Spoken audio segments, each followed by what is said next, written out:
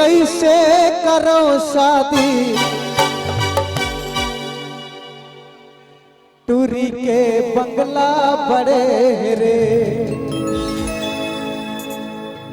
कैसे करो शादी टूरी के बंगला बड़े रे कैसे करो शादी टूरी के बंगला बड़े रे छोटे के बोल तुझे मरते मोरे छोटे से बोल तुझे मरते मोरे तुझी जिंदगी हमें भारी कैसे रह जाऊं कुमारी तुझी जिंदगी हमें भारी कैसे रह जाऊं कुमारी मोरे के पर अड़े तोला कैसे समझाऊंगा तोर बिना नहीं रह सकूंगा राजा असना मत बनावो और कब को जन तो साहू टूरा मन खड़े आवे ओमन ला फंसा लेना ओखर मन से दिल नहीं लगे जब तय सामने खड़े हस तो के का जरूरत है असना मत कहो हमर भाई दादा मन हमला गाड़ी दी नहीं कहेगा कैसे नहीं गाड़ी दी एक जन लड़का होता आने आने तो तोरे तो बन इनके छनो का सोच मैं तुझसे प्यार करूं ते बड़े घर के मन बना दार थे छोटे घर के मन नहीं बना सके वो अरे बना डरते का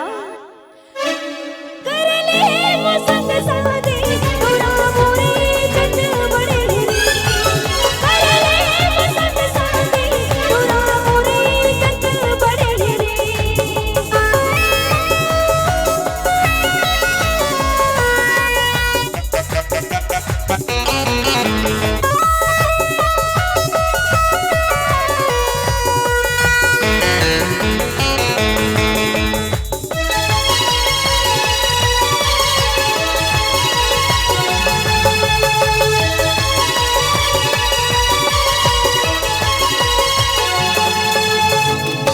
दिखार के दो चार गाँव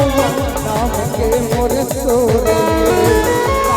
के गातम फिर पगली मयम मर गे मोर रे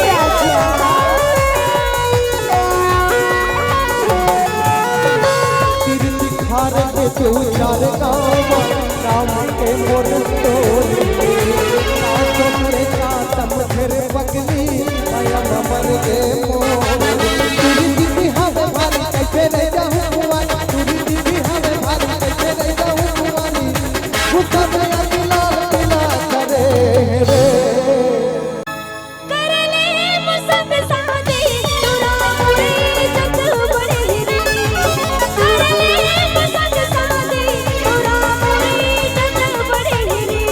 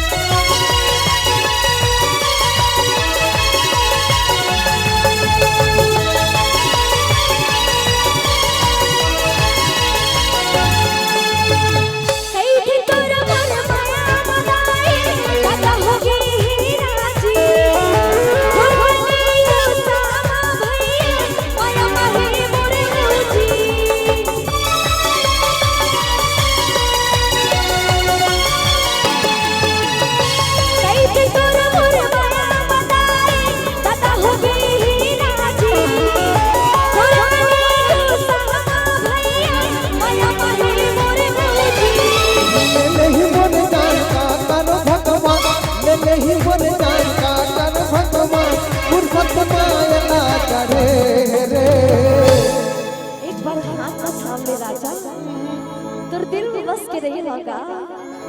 ना रे मत छूना मोला डर लागथे कैसे करो शादी तुझी के बंगला बड़े रे कैसे करो शादी तुझी के